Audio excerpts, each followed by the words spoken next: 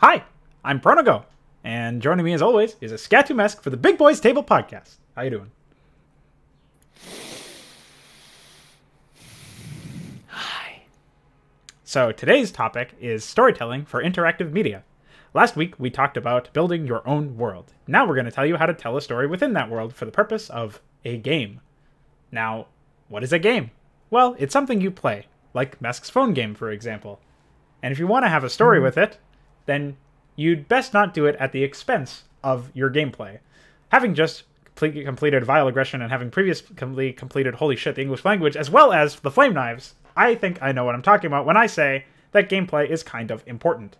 And it's not just gameplay itself, but it's also the consistency in which the mechanics are presented. So on top of that, you should also be mindful of consistency with regards to your story and how you're presenting things. Anything that's super haphazard, you don't want to get super art house, especially if it's your first sort of completed project or large project. You want to try and handle the basics before you try and reinvent the wheel. So typically, you want to be consistent with your stuff. And you want to have something of a goal when you go in, and whatever your intention actually is, you want to be able to articulate that as best as possible with the end product. So a Vile Aggression is an example that is fresh in everybody's minds who's following the channel, and obviously my mind as well. Mesk helped out in the development, and I don't know if you've ever played it, but at least I think you've seen some content of it. I couldn't bring myself to play it. Right. So you have Vile Aggression, which is heavily inspired by the Flame Knives, not only in its narrative presentation, which means really long cutscenes, verbose dialogue, way more so than anything that I've seen before or since, and certainly a large number of cutscenes that break up game flow. And then you have the gameplay itself, which is also inspired by the Flame Knives. Admittedly so. I'm not just using that as like a slander. This is what Laconius used to like advertise his project. I'm not like attacking him. Like, I'm not just saying like, oh, look at this idiot using this is actually what he describes his project as. So keep that in mind. We have a project where you are never actually in control of a macro base in a conventional sense. If you are in control of production structures, which happens a bit more often than I expected, either you build units incredibly fast, or you build them at reasonable paces, but you're never attacked by conventional AI. See the second mission. So we have a situation here where we're not actually ever playing StarCraft, and we're not even playing something that is a facsimile of StarCraft or is a feature-complete game in the context of what a user could realistically put together. It's just that they've removed elements of what makes a feature-complete game, such as StarCraft, and they haven't really added anything satisfactory to the game to fill that gameplay space that is now just a gaping void. And I think at the end of the day, you should definitely be consistent with your gameplay, but if your gameplay is consistently vacant, then it's going to detract from the experience as a whole. And games are an interactive medium. That's why we have the title of this episode. And that means that you should be seeking to tell your story in a way that is, I would say, as unintrusive as possible. Not to say that it should never take center stage in any capacity, but that it should not be focused on at the sort of comeuppance, or as a result of you focusing on the story, you would then translate that to a lesser focus on the gameplay itself. Now, Mesk, you've probably played a good number of games that have really long cutscenes or random breaks in gameplay that don't flow well with the rest of like what bookends that break. So what is your mindset on sort of this sort of topic, storytelling in an interactive medium? Well, I think if you're walking into a game with the intention of telling a long story, you're in for a bad time, because games are not good for telling stories. You can tell a story in a game, but if that's really your intent when you're walking into creating some media, don't make a game. Make a movie. So you have all these quote-unquote artsy games, like, for example, Last of Us, that are really, really hell-bent on telling a story. Now, you'd think, superficially, that if they're hell-bent on telling a story, they've got quite the story to tell. But they don't. Last of Us is just as generic and uninspired as the rest of the zombie drivel out there. But at the same time, because they're so hell-bent on telling this story and they want to make a movie out of it, they're always cutting into the gameplay, even going as far as forcing abilities out of your toolset, making you move more slowly, restricting your ability to navigate more efficiently, and just otherwise forcing you to sit and listen to just random talking and stuff, which the random talking and stuff, the dialogue is like okay and all, but it's like just always yanking you out of the gameplay nonstop. And then I saw a little bit of Jay Barino's Antioch first, the third episode, the first mission, I guess. And I immediately closed the video when I saw that the second he had finally started the gameplay, he was immediately yanked out of it when something got shot and they had to show some dialogue. So they just like halted the entire fucking game the second you get into it to show you one line of dialogue. Just bad. Just bad. Bad. I think we Bad, can safely bad, say that bad. that's an extreme example, and obviously, That in the it's grand always scheme good of to things- go by extreme Sure, examples. right. It's very easy to demonstrate. That's why I started off by talking about vile aggression and the flame knives. But when it comes to you said that you don't think that games are good for telling stories.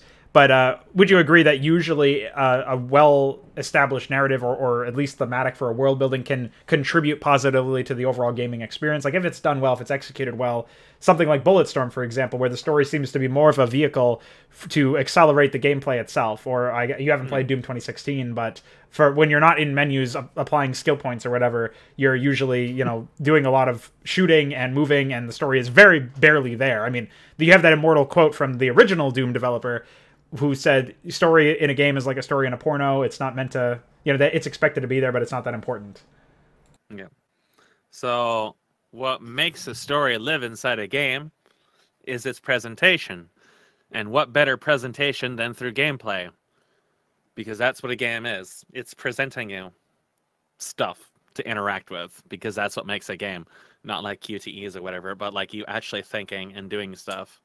So by presentation, I of course mean how your character and stuff is presented in the world and how you are projecting that character. So in Doom, that would just be you running around shooting demons as everything gets slowly sucked into Satan's asshole, because that's the entire premise. It's very, very simple. I think the quote does it pretty good justice. And the thing is like, I'm not really against long cinematics and stuff like that. Where it's fitting, I think it can be good. But too often, cinematics are used as an excuse to remove gameplay. Take, for example, games like God of War, games like Nier Automata, games like Bayonetta. All these have very, very interesting settings to me. The Asians tend to come up with fairly interesting settings. But far too often is that used as an excuse to shoehorn in carnival bullshit, QuickTime events, or other stuff that just completely pull you out of the game immediately. Then you lose all the immersive value of having been in a game and having a story all in one fell swoop. Because not only have you ripped the player out of actually playing the game and pulled them into something completely irrelevant, breaking the pacing and the consistency, you also still have the player being forced to do something, in this case like a QuickTime event or some carnival crap, as opposed to actually paying attention to the cinematics or whatever is going on the screen. That's the problem with all these QuickTime events and all these fucking slowdowns and crap. The excuse that the artists want their art to be seen is so absolute horseshit. Because if they wanted their art to be appreciated, they would aim at making a consistent and engaging experience, as opposed to yanking people out and forcing them to watch some RNG fucking QuickTime event. But that's why, it's marketers driving this stuff and not actually the artists. The artists usually don't even get a say in any of this crap. And usually the artists are not game designers for a very good reason. Well, I say that, and then we have StarCraft 2 and people claiming that StarCraft 2 is a good game, so I guess there is no real good reason anywhere you look. But yeah, like having a good consistent setting and something that doesn't try to be something it isn't is really like the bread and butter of getting someone engaged into a game. Like, I'm sure a lot of people started playing StarCraft not for the sake of, 1A, 2A, 3A carriers, but because it was Warhammer. The Warhammer thing is what intrigued them the most.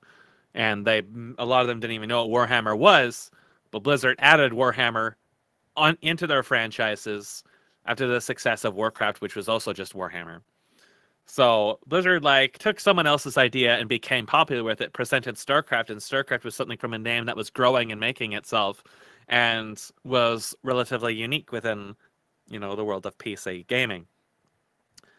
as well as being strategy. So it's like, especially things like the Zerg and the Protoss really attract a lot of attention in that manner. So I'm sure a lot of people got into StarCraft for the aesthetic of StarCraft and not just because it was an RTS. That said, once you actually get into StarCraft, you really are just faced with disappointment after disappointment. So I really don't know anybody who's actually really stuck with StarCraft and the interest in it aesthetically. A lot of people seem to still like StarCraft as an aesthetic, but they tend to limit their viewpoint, either as content creators or as fans, to just the original StarCraft and maybe Brood War. Most people just would prefer that StarCraft 2 didn't even exist for very obvious reasons.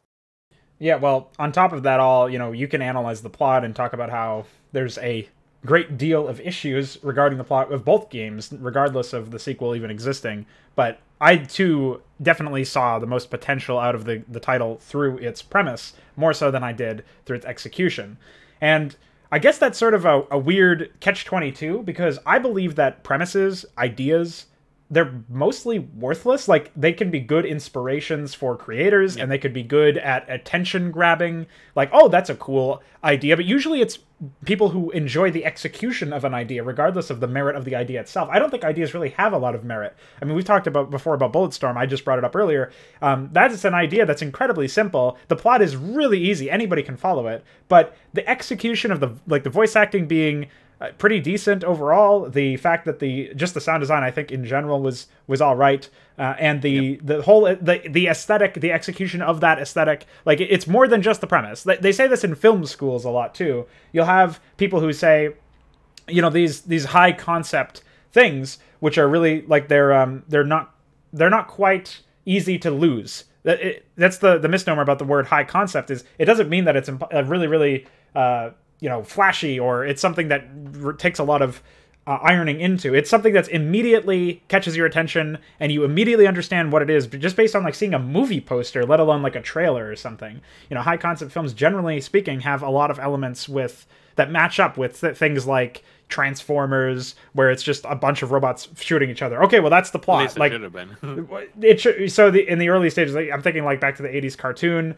That was just designed to sell toys. It wasn't even designed to be an experiment with, like, oh, we're going to have a really cool narrative with these robots, like, as a kid's show.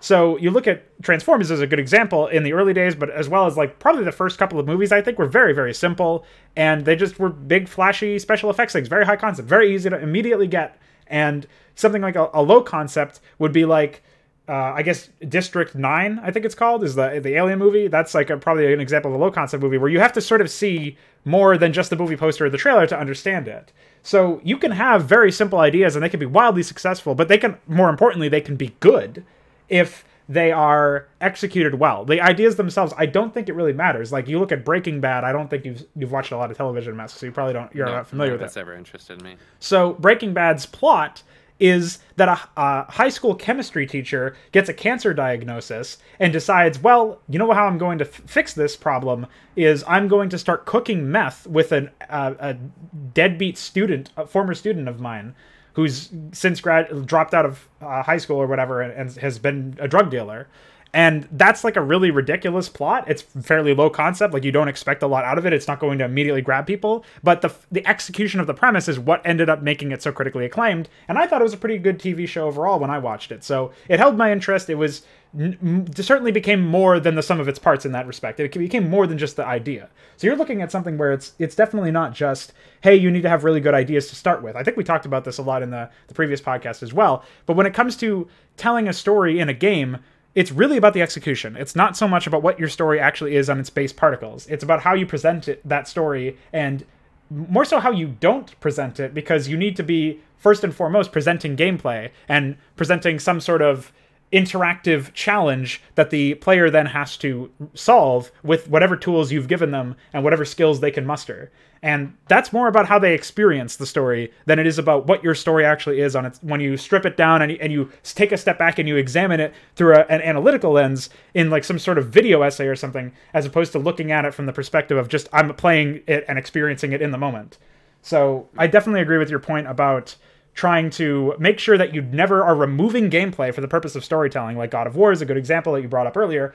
There, especially the new one, is really, really bad for this, where you will just walk into an area and it will like zoom in on an enemy that is spawning that you've already seen spawn a few times, and it's like, why am I being zoomed in on this? Why is gameplay pausing for the benefit of an enemy's cinematic entrance, especially something that I've already seen before? But even in the first place, why am I not just witnessing it from the same consistent viewport that I'm playing the rest of the game in?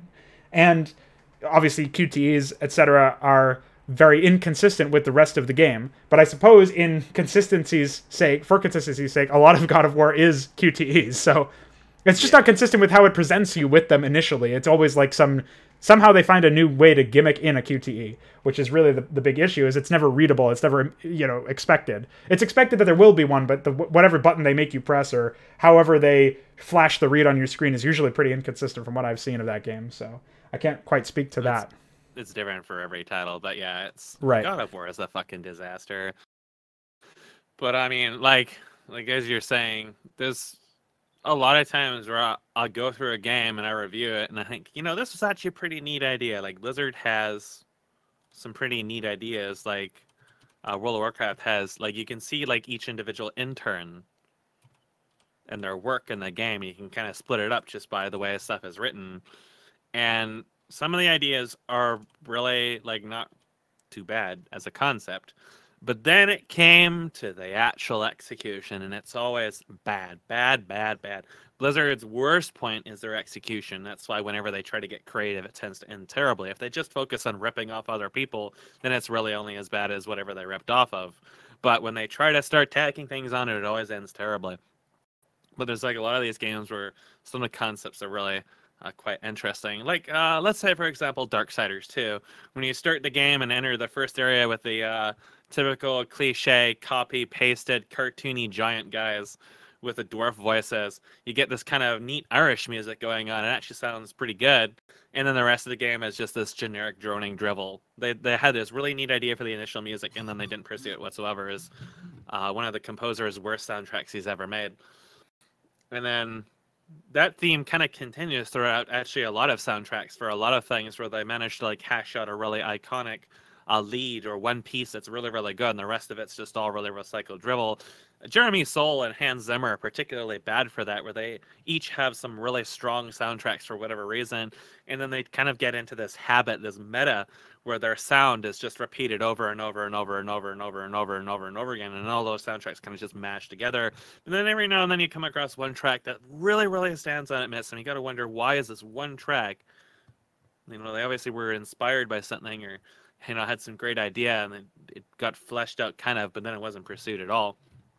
And that's actually something you're going to see a lot with gameplay soundtracks today, because the vast majority of gameplay soundtracks have not even the slightest bit of originality or creative flair in them whatsoever, especially in the West. Western soundtracks have been kind of like in this dead graveyard for almost 20 years. They've really, really, like, once we transitioned away from programmers making music into companies hiring composers, companies just hired whatever the fuck composer, and it always ends really, really, really badly. There's some really strange niche exceptions to this, but the vast majority of games just all sound the fucking same. They're all synthesized. They're all this bombastic orchestral crap, and pretty much none of it, despite the instrumentation and the budget available to them, really sounds that great. So I always think back to the older soundtracks where you kind of have like this middle ground between the older consoles where it was programmers making the music out of MIDI tunes and chipsets and stuff, towards the other stuff that was actually, like, composed in Fruity Loops, which is the typical software of choice for today's hip, trendy composer. And you see this transition period. For example, Summoner has really great soundtrack, and StarCraft as well, and Diablo 1, and some parts of Diablo 2 are all pretty good. And they're really, a lot of them are just using commercial stuff that's been yanked out of some pack or something and then slapped together. But there was and notably not actually composed by like a what's the term, a recognized composer, right? At least for, I think that's the case for StarCraft. Maybe they went on to produce mix something. Of composers. I'm not entirely sure about StarCraft, but like World of Warcraft is actually a really great example too. Because classic World of Warcraft actually had all of its music is super, super short and not at all fitting for an MMO, especially. But what was there was pretty decent in many cases. It was very simple, and it was usually just like processed samples or whatever, just stacked together inside of something like Cakewalk. And some of it was pretty decent. You know, it was simple, it wasn't overbearing, and it was all right. And now we get into the latest expansions. You have seen the Demon Hunter starting area, and No. no, No, I you have. I didn't. was protesting you Okay, bringing it up. no, yeah. So that music, like that's really a high example. I talked about music quite extensively within that video series. How fucking bad Blizzard's music composition got since Warcraft 3. Warcraft 3 was a transition period for a lot of things for Blizzard. Warcraft 3 still had decent voice acting, it still had decent sound editing, not really as good as StarCraft's, but good. Good for what it was. And the music composition in it for most of the base racial tracks was pretty reasonable. It was fairly reminiscent of StarCraft. But after that point, Blizzard just went straight to the bottom of the barrel. They stopped hiring voice actors. They stopped really pressing the voice actors they did have access to. StarCraft 2 has many big name voice actors and composers behind it. A lot of people who had experience making decent sound and voices in the past, but for some reason, StarCraft just turned into the singularity of incompetence, and they managed to take people who had proven talent and turn them into absolute garbage. And the music is really, really, really bad in StarCraft 2. Like, you go to the Terrans, they're all right. They're not nearly as good as StarCraft 1, but they're kind of like cargo cult StarCraft 1. At least they understood like the theme that they were going for. And the Zerg are awful. You can't even hear half the time. And then the Protoss are just generic synths and pads that don't even come close to the original. That's not even music for the Protoss, though. The problem is, like, they are just alien-sounding sounds, and that's Yeah, it. they're just synths. They're just pads and synths. But the thing is, StarCraft has a couple of tracks in it in the campaign, a couple of little basic ambient tracks that are actually super, super, super good. They're really, really short, but they're super, super good. There's this repeating. It's not a trumpet or a horn. I forget what it's called. It's a staccato something, I think. It's probably like a minute or 2 minutes long. It's used in the campaign. I remember it being used in one of the Heat of the Swarm missions when you were on the platform outside, basically role-playing Germany. And it was a really short ambient track, and it was actually really, really good. It sounded really, really good, but the vast majority of it is just so bad and overdone and then underdone in places that really mattered, and it just sounds so generic and forgettable. And the thing about these small tracks is chances are the composers didn't really put a lot of time into them, but they came in there with an idea, and the idea actually manifested into something, and they didn't spend a long time over processing the idea. They didn't over engineer it. The big thing when you look at like stuff like presentation and something like Bulletstorm is when you start with a simple idea and you want to bring that idea to life, you want to execute it, you can easily flip into the other side where you over engineer that idea. So let's take Warcraft, for example. Warcraft is obviously just Warhammer Fantasy. It's literally one-to-one with some Lord of the Rings thrown in. And that's okay. Like, that's all right. The original Warcraft 1 and Warcraft 2, they're like angsty and kind of cringy, but they're okay for what they are. But then you enter Warcraft 3 and it starts getting really over-engineered. It starts just having garbage just piled onto it over and over and over and over again. Blizzard decides they want to add drow, but then they don't do anything with the concept besides make them good guys. And then they add in the Burning Legion, which is one of the most poorly developed things in all of Blizzard's writing. It is so fucking inconsistent, retcon, and bad every single place you look. And it just gets worse and worse and worse in World of Warcraft, the absolute pinnacle of over-engineered turd polishing.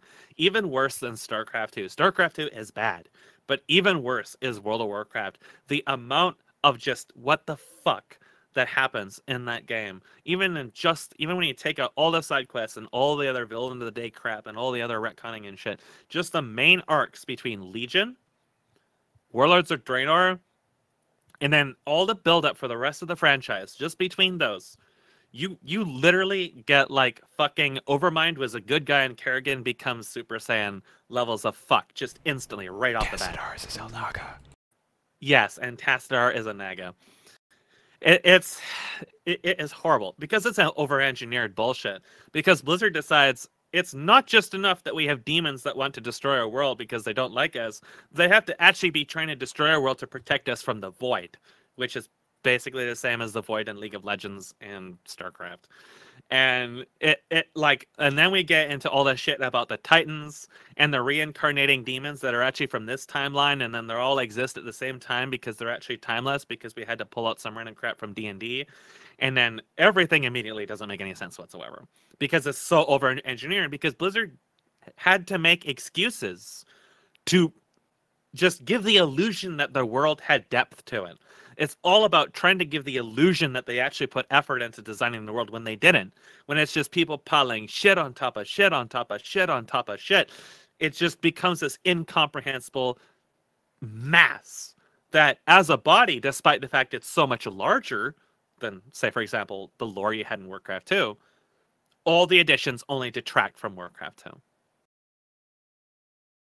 I want to echo a point that you made earlier where you mentioned that, well, first of all, I have to print a retraction and fake news myself. I said that I don't think StarCraft's OST was like composed by a real composer, but apparently Glenn Stafford made Warcraft 2 music as well as Warcraft 3 and some World of Warcraft and StarCraft 2 music. He composed it, so I'll fake news myself on that. Other than that, he was probably one of the decent composers that was left in the company for World of Warcraft at that point. Right, and well, we can at least speculate based on his earlier track record.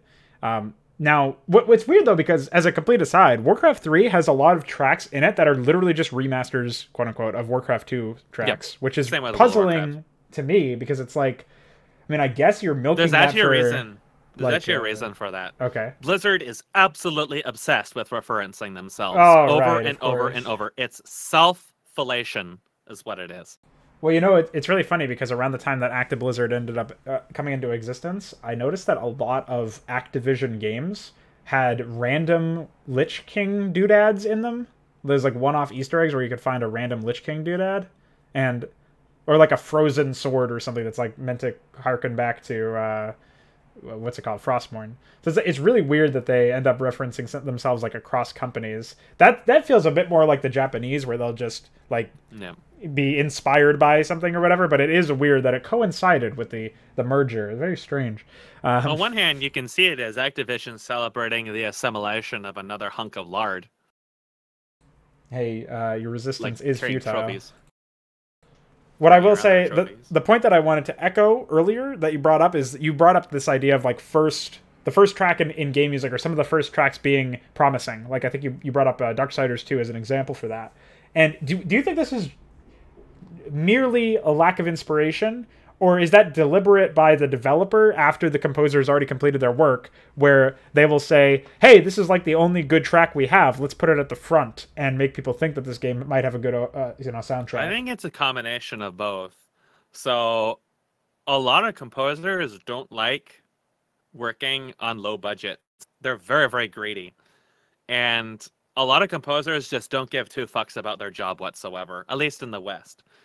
And a lot of composers have a certain style or certain mannerisms, certain habits in terms of what they've made that they've become successful off of, that they stick to. Now, I brought up Hans Zimmer and Jeremy Soule because to me, those are the two absolute biggest names I can think of when it comes to this. Both of these composers are technically very good, but they both have incredibly bad habits. And the habit is copying old work over and over and over and over and over and over and over again. And Japanese do that too.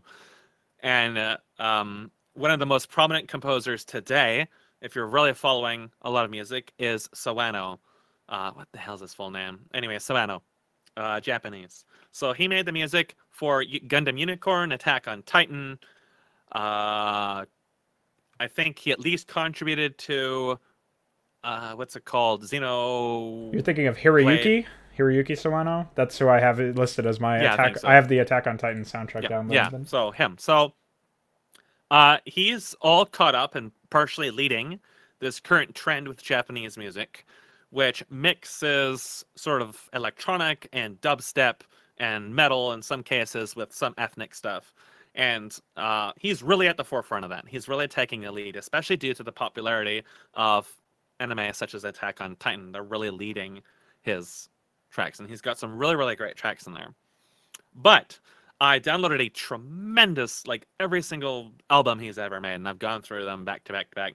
And he's made music for quite a few movies and stuff as well. And you start to see that this guy also has a certain habit and certain trends and certain things he just sticks to.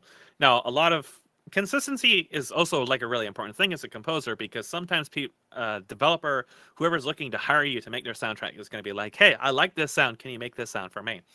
And then that's like the developer. Now, without actually knowing the intricacies of how the developers and the composers and how much freedom either has when they're creating their soundtrack, it's hard to precisely say, this soundtrack sounds like that soundtrack, or is really, really generic, specifically because the composer just was lazy. Or if the developer told the composer, I want it to sound exactly like that. I think it's a little bit of both, because when you look at today's game industry, it's basically led by the prospect of people copy pasting each other. People see someone else is successful, so they just copy paste what's successful and blindly hope that it will get them somewhere. That's why you have so many fucking clones of PUBG, all the battle royales and everything like that. Like, that's what's really making people realize this. But this has been going on since, the NES. And the arcades, is people just copy paste what was successful because it was successful, so people will see they're doing it and now they want a piece of that, and so on and so forth. That's basically what Blizzard does. It's really weird that God of War. Yeah, it's really weird that God of War is an example, because it takes like the worst elements of RPGs or whatever with like the QTEs and stuff, and it's not even consistent within its own like realm. And it became more popular. Like God of War is just a poor man's Devil May Cry. They saw Devil May Cry and was like, hey, we can make this accessible by making it playable by people who have never played a game before. And then we'll just throw it out with some angsty shit on top of it and make it more and more violent. So that's what God of War is. And I think in a standalone minus QTEs, God of War has really, really low points and some alright, average points. If they took out the QTEs and fixed some of the balancing throughout God of War, I think it really wouldn't be too bad of a series. It's really linear and doesn't really stand out, but the QTEs and stuff is what really brings it down. Because God of War typically doesn't try to be something it isn't in terms of the writing and stuff. I think the writing is really like far-fetched, and if you start to take it seriously, you ask a lot of questions about power levels and how you're able to do this and that, but not this and that. But in terms of like the presentation to you, it's all right. It's the gameplay and stuff that really takes it down, and I can't really speak about the new game because I didn't watch all of it enough to understand the story, only that the gameplay in it is an absolute rancid fucking pile of shit, and most of the writing looks like it was written by a liberal. So it just looks bad and really, really, really like pandery and shoehorny and hard to believe. But at least like God of War Ascension and 1, 2, and 3 and stuff like that were all right. And that's the thing, is what makes them all right is the fact they don't really try to be too hard. God of War is like, it tries to be over the top in many cases, but it keeps itself within a certain boundary. It keeps itself with a certain boundary. And that's what Devil May Cry does as well. But this boundary is the boundary of presentation. And what pulls away from God of War is, unfortunately, like a lot of that presentation gets lost in you waiting for quick time events.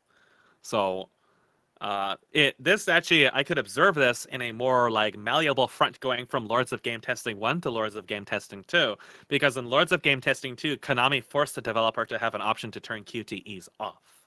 So you went through all those cinematic kill sequences without having to mash buttons and shit. And it was just a so much smoother experience. But it still really highlighted the absolute unnecessity of having kill sequences in a game. They're just not necessary. For one, it takes the actual act of finishing an enemy off out of your hands. There's nothing worse than having a big fight and then a cinematic killing the boss for you. There's nothing worse than that. It completely destroys any sense of engagement and any sense of accomplishment in terms of, immersive ability that you had with you engaging with that unit. When the game kills a unit for you, it basically invalidates everything you did to get to that point. It's no longer interactive. Everything. It's know, the game playing itself at that point, even though it's in a very small like instance. Especially if it's consistent with that, then that's definitely not a good thing. And I think it's good that we segued back into game design from the soundtrack conversation, because we talked about consistency. We talked about, it's fine to have some sort of tendency if you have like a strong suit, but I do think that you should be constantly challenging yourself to like grow out of your comfort zone and find a way to take what that works and make manifest something that uses that to an even higher ceiling to try to get towards a much higher potential than otherwise you could achieve with just like rehearsing or rehashing the same stuff. And that's what it seems like what you're describing with a lot of these developers. I haven't listened to enough game soundtracks to really articulate any informed thoughts on that particular discussion, but it seems like what you're talking about is very similar to somebody who, as a game designer or a story writer, never really changes their process and thus never really changes the outcome of their creative process as a result. Like, they're not going to change it in a meaningful way if they're not willing to challenge themselves in that context. And I think consistency should be discussed, but when you talk about, for example, including QTEs in some or excluding them with an option, that's like, I think it does highlight the unnecessity of them, and the whole idea of the context behind what QTEs do and how they are removing gameplay, or removing a certain kind of gameplay, the core element of the gameplay, for something that's alternative, something that's gimmicky. It really does undercut interactivity. It undercuts the skills that you've learned to execute whatever strategies you need to execute in order to get to the point where you're now playing a cutscene by doing these QTEs. And furthermore, it's the idea that's, like, people say that there are bad ideas. We both went on record in this podcast saying that I don't really think that there are good or bad ideas. I think it's down to your execution. What do you say about something like a QuickTime event, where I'm hesitant? You even brought this up in a very old review that you did. I remember listening to it and thinking it was a good point, was that you said that you're hesitant to look at any one element and saying never do this. But I think in the context of most games, it's probably safe to say never to use QuickTime events, never interrupt gameplay for cutscenes, and that's because stuff like that. Those aren't gameplay elements. Those aren't elements you consider, because you wouldn't add a book to a game. Go ahead. I was just saying, you wouldn't add a book to a game. That's like exactly what you're saying. Because all a QuickTime event is an attempt to not make a game. A QuickTime event is not an element. It's a breakaway, and it's the developer coming out of the closet next to you and saying, hey, I don't know how to make a game here, so have a Simon Says instead. Then we can continue playing the game afterwards until I again don't know what I'm doing. And then you have to put in another Simon Says. A QuickTime event is literally like an arbitrary toll booth to go across a bridge. And it's a toll booth of time. It stops everything that you're doing in terms of the writing, in terms of the engagement, in terms of the flow, in terms of the immersion. It stops everything that you're doing and says, hey, put in some buttons in this order. Just because. Just because. Just because I said so. Just do this. Now, I can think of some similar things that are very similar to QuickTime events that make a game. For example, I'm playing Puzzle and Dragons. It's like a connect 3, 4, 5, 6. You're connecting things on the game board. And that's effectively like a QuickTime event. It's randomly generated. You're lining things up. It ultimately amounts to pretty arbitrary actions. But that's the entire thing, because the whole idea of the puzzle is to connect all these things together in the amounts of time offered to you to maximize all your connections and then make an amount of damage. There's some abilities that you can get in your group of units that you have that make certain connections more viable and more effective than others. For example, forming crosses. So that's where the puzzle part comes of the game, is being able to efficiently put these things together.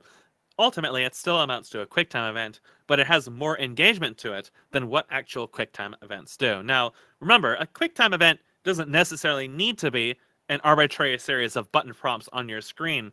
A lot of games today, their interactions ultimately just amount to QuickTime events, superficially.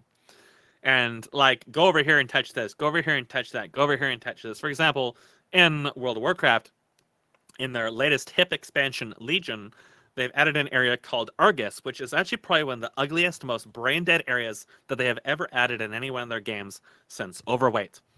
And a part of your initial quest chain in that is to go talk to random NPCs. And these are NPCs where, like, you're supposed to get to know their functions on the ship, but they are NPCs who literally, what they do and what they are is something that is known to you by extent of their subtext.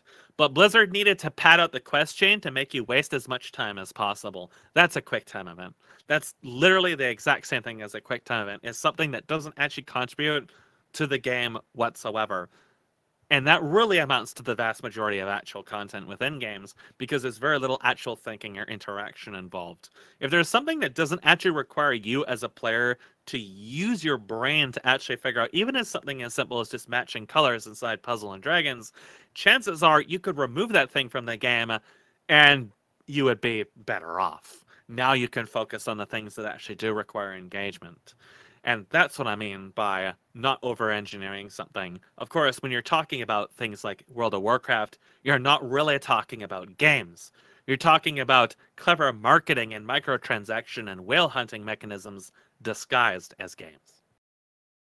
So we've talked about music, composers, and constantly trying to evolve your craft while sticking to whatever your strengths happen to be. We've talked about being consistent with gameplay and not adding carnival stuff, as you put it, with regards to the QuickTime events or any artificial game lengtheners, which is what you were describing earlier, with stuff like padding runtime of quests and how long it completes, especially in stuff like phone games, which are time gated, and most MMOs, which are also time gated. So when it comes to designing some sort of narrative, when it comes to integrating whatever your consistent and non-QTE using gameplay happens to be, with some sort of narrative or some sort of story, especially connecting it with the premise, I think a good place to start is usually visuals, because those are things that get interpreted by our subconscious. Those are things that can be used to establish gameplay reads, and you can make some sort of thematic, narrative-based connection with what the player is visually reading and responding to in the game. For example, we talked about this way back with one of the Necron podcasts. Happy birthday, by the way. We talked about the concept of taking an AI and making them really, really challenging, and how that pertains to the story, because then you respect the opponent. Even though you're respecting an abstraction of the opponent in a gameplay sense, you're abstracting that narrative element to a gameplay level and how it matters to you on a gameplay and interactive sense. I like that a lot better than being told that you're supposed to respect them. You've talked about this with World of Warcraft countless times, where you just hear, oh yeah, this big boss this raid boss that you're going to fight at the end and one shot or whatever is really, really powerful. Fear him. And then he gives you no reason to fear him. You can abstract whatever you're trying to tell your audience, whatever you're trying to show your audience, preferably, with your story. You can figure out a way, if you can figure out a way, to present that information in a way that is directly linked to the gameplay. It might seem like a misnomer at first, because you maybe in your head, especially if you're a story-minded person or a character-minded person, and you're creating something, you don't want to reduce a character or an entire faction into the context of an enemy unit or an enemy AI in StarCraft or something. But that's what you have to do in order to make it a game. That's what you have to do in order to make it something that the player interacts with. And after they're done, and before they're done as well, you can establish things that are hallmarks in these opening and closing cutscenes. I think bookending gameplay, an entire level that's completely unfettered and uninterrupted with any sort of cutscenes, bookending that with an opening cutscene and a closing cutscene is totally fine. Like you talked about having long cutscenes. It's fine as long as when the cutscene ends, you know you're not seeing another cutscene until you're done playing. You've cleared a zone or something like that.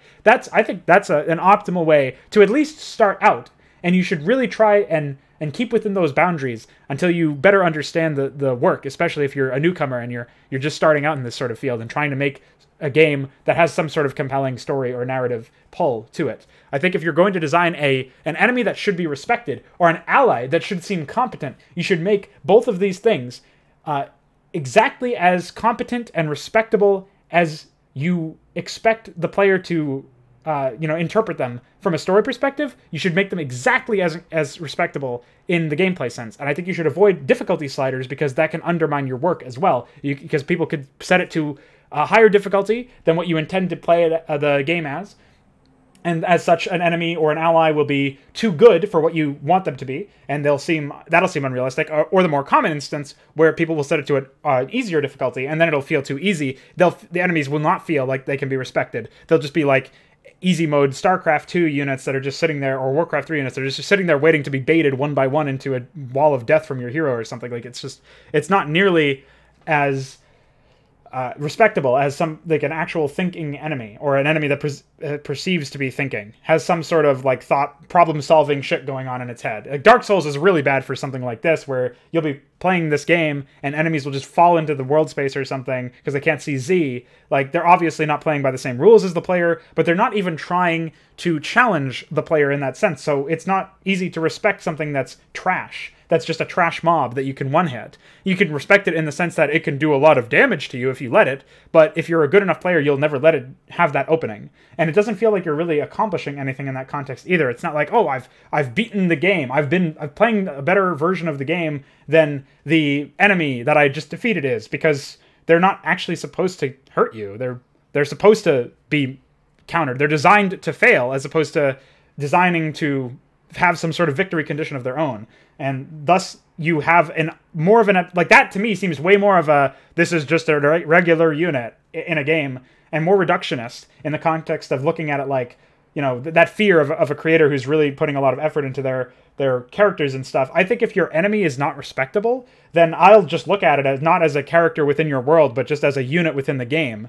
And I'll never get past that level of abstraction because you've never given me a reason to. So what I would recommend a lot of people to do if they are interested in getting into narrative storytelling, especially without spending a really long time. Actually, I would recommend two things. I would recommend first looking into Dwarf Fortress, because you can make a massive story out of Dwarf Fortress, and there's never even any dialogue in there except for, I think, when the emissary comes and some notices. But in Dwarf Fortress, there's a lot going on, a lot of interaction going on. That's also a strategy game. And as well as Dungeons and Dragons. So I don't know if I can really tie some of these subjects I have experienced recently into this. They're kind of difficult, but Dungeons and Dragons is an excellent example as well, because, well, let's say you're fighting a big bad. So the DM's intent, controlling the big bad and fighting the players, is to bring out the personality of that big bad. Now, saying they're evenly matched and it's an appropriately scaled encounter, the DM is going to be playing the opponent in a manner in which he seeks to win. But the DM is not playing against the players. The DM is looking to create an experience. Now, that experience very often entails player death.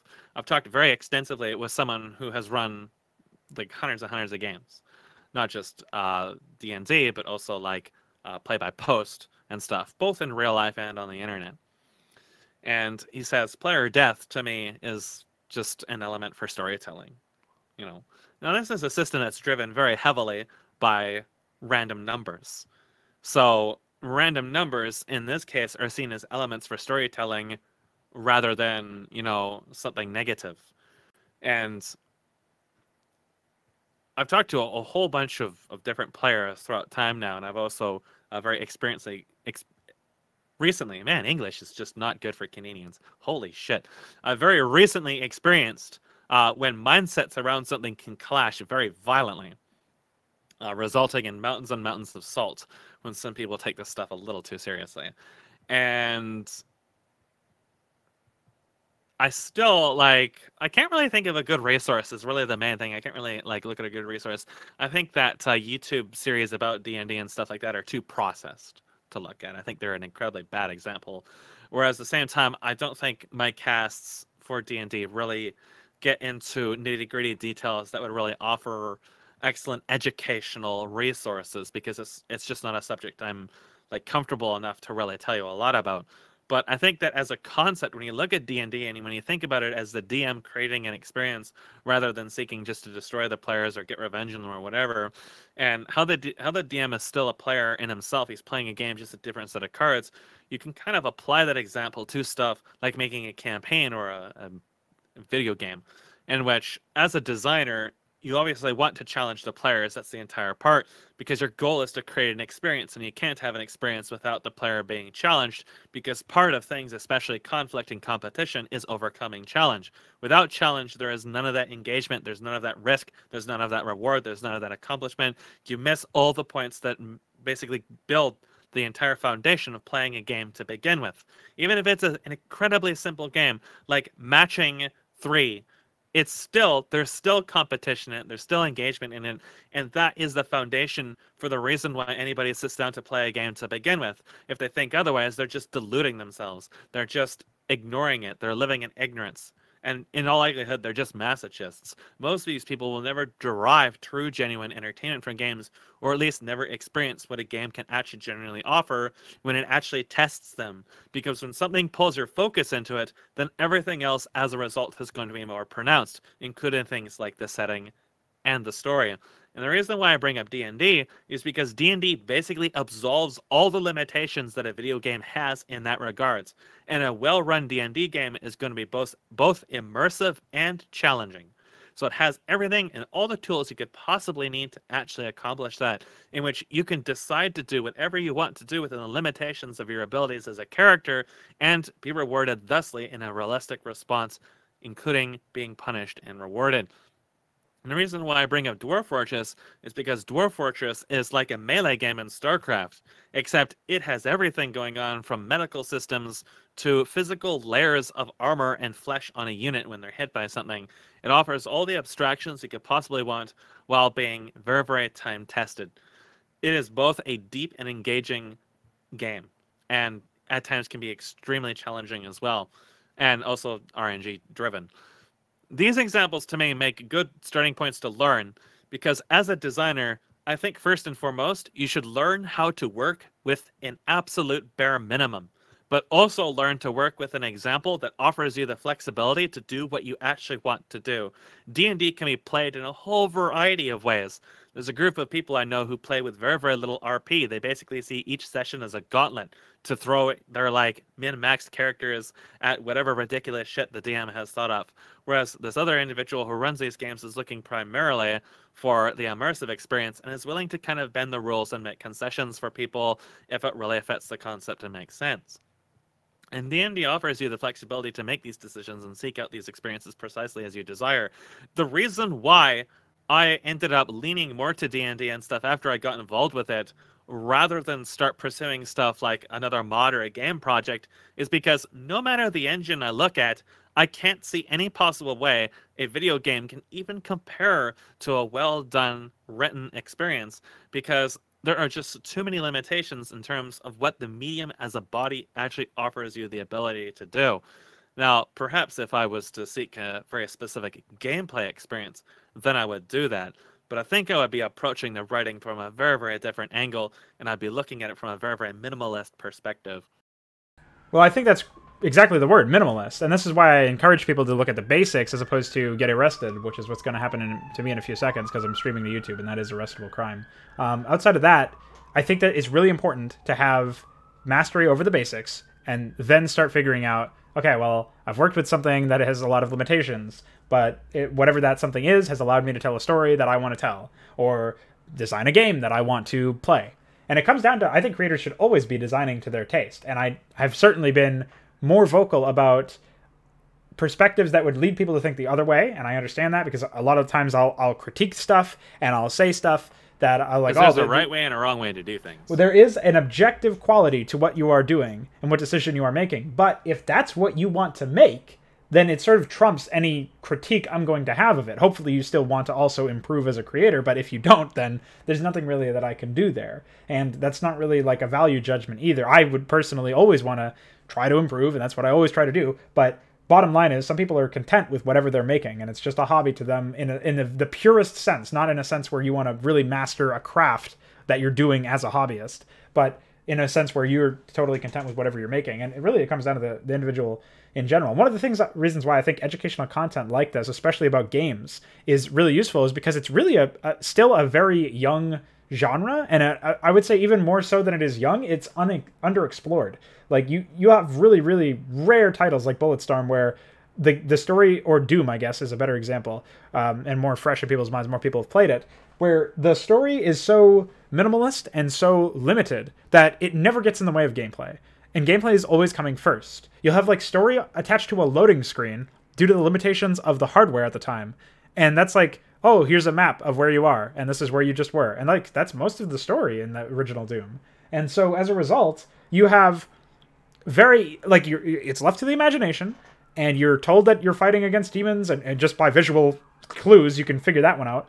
And it's a way better experience than the alternative, which would be something like God of War. See, the thing what makes D&D and like the radio shows and stuff I grew up with so powerful is they train you in something called theater of the mind. And theater of the mind, once you get accustomed to working in these mediums that don't even have really that much in visuals to begin with, I put a lot of effort into the visuals for D&D, making maps and stuff, but there's no animations, there's no expressions or stuff like that. It's still really heavily based on theater of the mind. It's because once you do actually have access to those features, you know precisely how to make the most out of them. You know how they're going to contribute to something, which means you're going to steer away from things that distract from your goal. Things like post-processing, things like screen shaking, things like QTEs. You have the power to add those things, but you acknowledge that they're not actually going to contribute to your experience. You know they're going to detract from your experience and detract from what you've already put together. And once you acknowledge that, once you realize that you don't want to distract from the core design, the engagement, and the story, then you will start to understand that, hey, a lot of games that rely on things like camera shaking and overly done post-processing and all this other shit, they've got something to hide. And what they're hiding is a complete and total lack of substance. And that's why the vast majority of people just are not going to enjoy the average game as an engaging experience, but mostly just as a distraction, because that's all it actually offers them. That's all it's ever going to offer them. And for a lot of people, that ends up ultimately resulting in a very toxic experience. See, for example, Overweight and League of Legends. A lot of people swear by these games, but how many people do I know that actually walk out of playing these games and are happy? Not too many. Not too many. What gives them substance is ultimately defeating other players, is generally speaking, destroying other players. But that's something independent of the medium. That's the competitive drive that they're getting through that medium. But they keep coming back to these titles for some reasons I'm not really entirely sure, even though they're always so very bitter, although a lot of the people I know have permanently quit all these games. They tend to go from game to game to game. First, like, say, for example, Bill the Emu. He played a lot of... What did he play initially? I guess he played StarCraft. And then eventually he played League of Legends with us. And then didn't have fun with that experience. And then he had a girlfriend. And his girlfriend kind of just drags him around. And then he played Overweight. And this is a guy that's the most laid-back person I've ever known. He is one of those Dark Souls fans. And I figured I would get a violent response out of him for absolutely trashing that game. But I didn't. He's unmovable. An immovable wall. And anytime he stepped into Overweight for just one round, I heard an amount of anger and frustration from him I didn't think was even possible. It was ridiculous. And then his girlfriend was just like freaking out all the time. And I kept wondering, like, these people had me play the game with them. They actually bought the game and I played with them. Like, despite all of the connotations of Blizzard, and despite the fact that I held my reservations, I was willing to set that aside and sit down and play this shamble of a game with them and experience it with them, because I wanted to play with them, because I like them as people. They're my friends. I wanted to experience with them. I didn't really care if it was like Blizzard Dota, which we also played a fair amount of, or if it was Overweight or League of Legends or what. Like, the content didn't really matter. I wanted to enjoy time playing with people that I knew. But I did not enjoy it. And this was a case where I didn't enjoy it just because it was Overweight, because I wasn't experienced enough at the game to give a shit that it was badly balanced, or the maps were all corridor shooters or whatever. I was not at the stage where I really cared about that. Once you get good at the game, then all those flaws become even more paramount, and then you really start to get pissed off. These people were experienced enough at the point where that got pissed off. And every single game was just listening to them bitch and bitch and bitch and get angrier and angrier and angrier. And there's actually a clip in my Warcraft videos where I hopped into a Discord with some of the people I know who play League. And most of these people are also really laid back until you get into League. And I just sat there and I just pushed record. This was when I started Northrend. I think it's like in video side A, 5, 6, 7 or something like that. Is when I first pop into Northrend and Dalaran, and I'm just flying around and I'm just letting it record. Because all these people are so angry so angry because the experience just becomes so bad. And I thought back to the games that I had played with Cal players and other like semi-professional players in Halo PC and Unreal Tournament 2004 from Sovereign Modern Empire, SMA, and other like older communities of StarCraft. And I tried to think, was there a time when I played these games where people got so pissed off all the time? No, not really. There were many games where I destroyed people and the score was like 30-2. And they would be kind of salty about that, but they were salty about the skill differences. They really weren't salty about the game, even though Halo PC had like really terrible balancing, especially compared to the original. Because they added in like the fuel rod gun, which was just mind-blowingly retarded, and the flamethrower, which was just mind-blowingly retarded. Yeah, not to mention the netcode. Yeah, and the netcode was... You could be sitting beside a Warthog that's been idle for a minute and just spontaneously die. Like, the netcode in that game was fucked. Just ups. I couldn't even put in the words. This is the most fucked I've ever seen. You always had to lead by like 3 player spaces ahead unless you were the host. And like, all that aside, I couldn't think of too much times there was salt. There was salt in the modding community, and then there was salt from people losing competitively, which is very different than what I see in League and Overwatch. Well, they're just salty at the fact that they can't express their skill or feel like they can't express their skill, even if they don't articulate that point. Yeah, it's pretty. Those games are designed to reduce player skill. That's why you have stuff like point and click and map wiping AoE abilities and all this other shit. Is because these companies don't want it to be about player skill. They want everybody to succeed because that's what makes them money. Because chances are somebody playing to get good at the game is not going to be dumping $100 into loot boxes because they're not playing to be a whale. They're playing to be good. And that's not the market they want. So they want people who are terrible to feel good about being terrible, but still being successful. So you draw the line between what is something intended to be engaging and something that's intended just to, be a piece of marketing.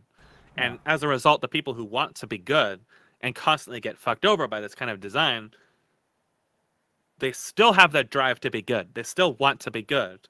But the distraction comes in from the game side and ultimately results in toxicity because they can't express themselves. And some people are just going to be salty regardless. This really just comes with competitive gameplay. Doesn't matter if it's Brood War, doesn't matter if it's Overweight, doesn't matter what the fuck it is. A lot of people are just going to be salty. But I'm talking about people who historically are immune to that, turning into just mountains of salts, because that's the kind of experience that these titles promote. Well, I mean, you also have shit stirrers like you or myself, and especially Patrick, who's been on the podcast a few times. He will int and team kill as much as possible in competitive games just to piss people off. So you do have that intrinsic element where people just they no longer care about playing the game itself. They no longer find it fun. So they but I'm talking like independent of that. Right. Like I've encountered plenty of trolls. I'm talking about just like the general gameplay without like even like Blizzard removed all chat from their games except for Overweight, which I'm sure they're going to do at some stage because censoring LMAO and sucks and Moncast Trap and Trump isn't enough and Trap. So they're probably just going to remove chat altogether at some stage. Yeah, I'm surprised that voice chat has remained for so long, especially... Well, I guess it's an opt-in thing, but even chat is also an opt-in thing, so I don't know how they justify that. The end result of all of this stuff where we talk about how the slant towards marketing towards casuals with your game design, not just your marketing materials, is really affecting the player base and the end result of the people who are actually doing this sort of thing. You also have a situation where you are now talking about hardcore gamers that do want to improve and do want an experience when they play a game, competitively or single player, regardless of like the format. They want an experience. It means that you as a developer, for one thing, that player who is competitive it's fast approaching the point where they have no other game to play. They have nowhere else to go. Like they're going to be stuck to something old, and that's probably where they're going to stay because there is nothing new. Yep, and StarCraft 1 and some of the old versions of Counter-Strike are probably the only last bastions. I guess maybe some of the old versions of Quake as well. Are probably the only last bastions there, and they're all old shit. Like, even CSGO is way worse in terms of allowing you to express your skill as a player when compared to, like, 1.3 or 1.6. And it's, you're looking at something like that, and you think, well, how how can you possibly look at this and think that this is like the goal here is to design a competitive experience or an experience that rewards player skill. CSGO is a lot better than a lot of other games, but it could be even better than it is. And this is where we go back to the idea that you're supposed to be trying to improve, not just succeed by virtue of not being as bad as the competition. Like, you're supposed to compete with yourself when nobody else is there to compete with you. And ideally, you'd be competing against both, but as we've clearly seen in the games industry, the whole money thing does not actually promote a whole lot of competition. Not in the same way that you would think. It promotes competition with marketing, less so with actual game design. And how does this relate back to the storytelling aspect and when you're trying to have your narrative elements within your game? Well, you have to ignore the desire to get a lot of extra people interested in your project by catering to them in some way, by kowtowing to their desires, their demands in some cases.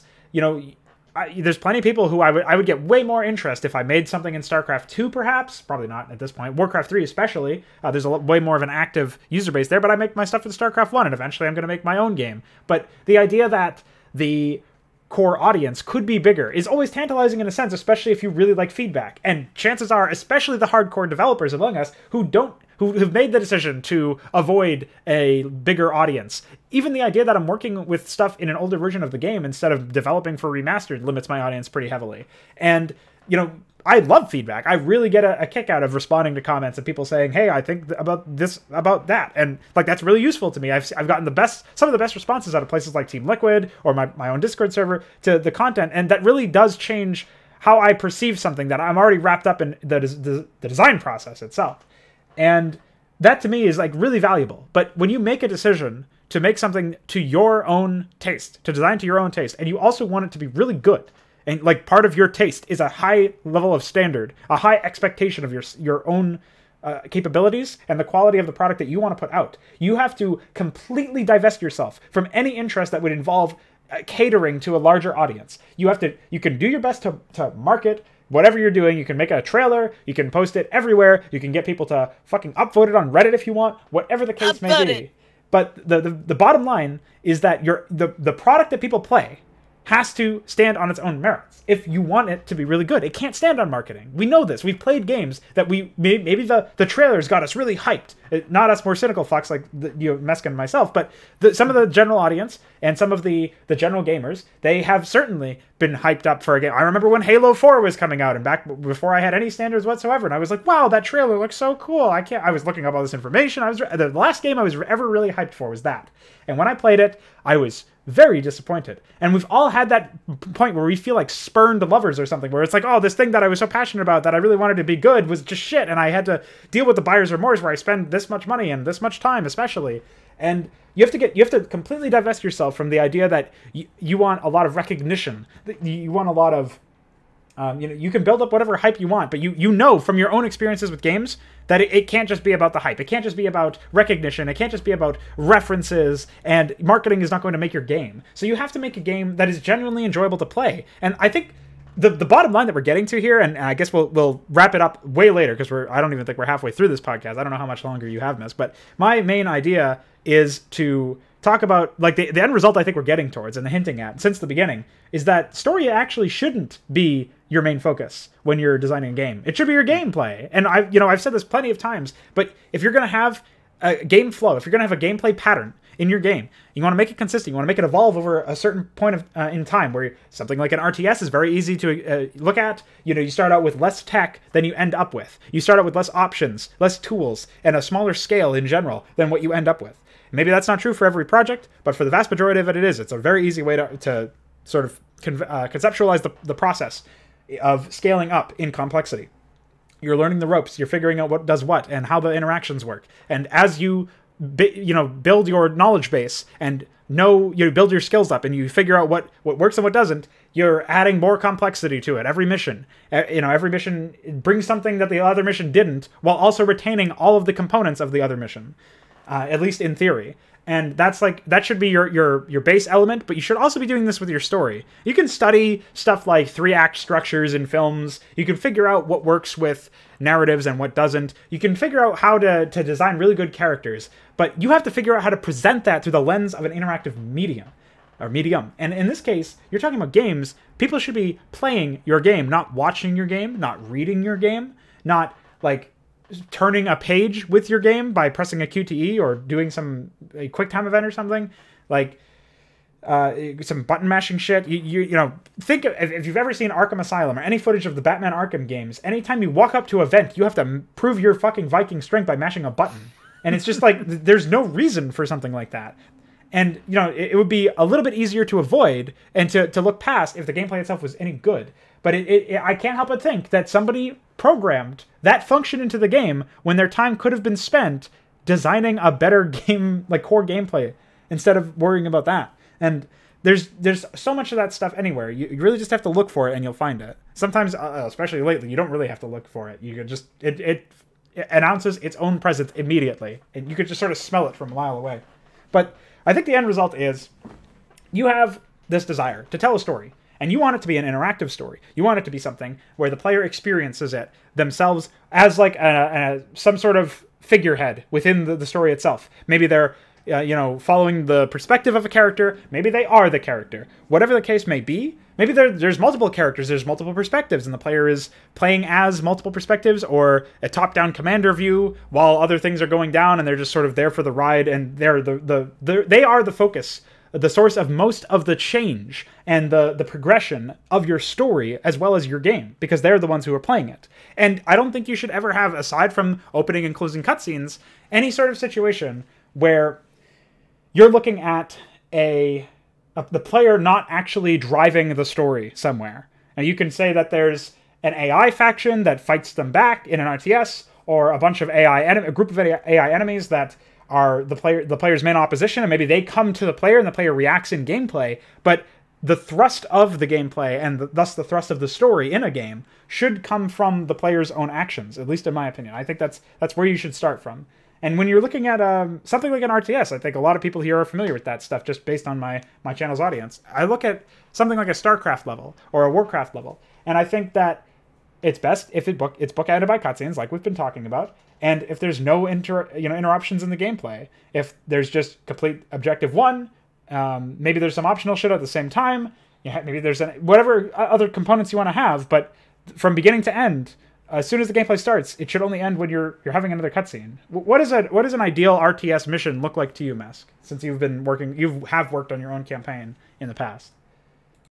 Yeah, it's an ideal RTS mission. So let's take a look at Apex's Segment 1 core design. So in Segment 1, most of the missions, let's say, there was 0 times 0, 0. That was your tutorial mission. That's the one you get bunker rushed in. That's not the ideal mission. That's the tutorial. That one is there just to kill you. Just basically to say, hey, this is going to be our baseline difficulty. This is what's going to happen in this. Prepare your anus. So, okay. This is very, very simple. Very straightforward. But it's still build and destroy. The bullies for the bunker rush is just the initial map. The map is phasic. You destroy the one enemy base. After he bunker rushes you, he transitions into standard build and destroy. You destroy him. And then 2 more open up, and it's a 1v2. Every mission there afterwards involves at least 2 other forces that are active. The mission after that one is a 8-player free-for-all. Each of those players has their own build. Like I was talking about how Ricky just masses Reapers and stuff. After that, the initial design had you in a 2 versus 2. The map after that was in the original concept, it was the Mexican breakout mission. That one had 1, 2, 3, 4, 5. I think it was a 2v1v1v1.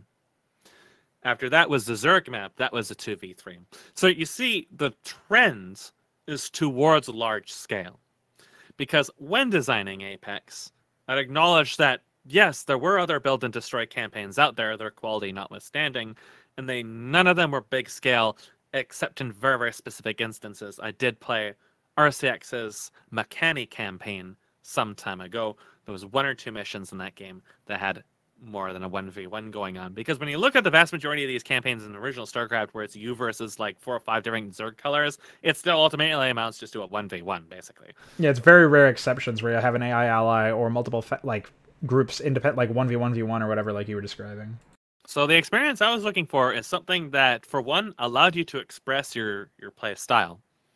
So I think that being able to build defensively and function defensively, or being able to expand aggressively and function aggressively, being able to just exercise different play styles and then have your opponents and allies react to that appropriately was extremely important. So each mission, of course, the maps are fairly large. I don't think there was any map except for the first one and maybe one of the later ones that was not 256 by 256, because StarCraft 2's 256 by 256 is functionally about half the size of StarCraft 1's, since the units and stuff are much larger. So that was something I was hoping to fix as well, by the way. But unfortunately, I don't think it was really actually possible to fix, because it was performance problems regardless of like map sizes. So obviously, performance and stuff aside, my goal was to capture an RTS experience. And an RTS experience was saying, hey, you're walking into something where you have a 200 food supply limit, and most units cost 1 or 2 supply. You should realistically be expected to actually be limited by that food supply and have to work around it. And hey, you're supposed to manage resources in this, and you're supposed to manage map control, because that's what strategy is all about. So I'm going to give you the tools and the mechanisms by which to express your ability to play around these elements, and for your opponents to do so as well. So you may choose to play defensively, but you're going to have to be much more concerned about resources. You may choose to expand a lot, but you're going to have to be concerned about your defense, etc., so forth. The basic fundamentals of playing StarCraft, which are not exposed in the vast majority of build and destroy campaigns due to their extremely static layout, if anything, in which opponents only attack every so few minutes with precisely this and precisely that. So what is an ideal build and destroy RTS mission?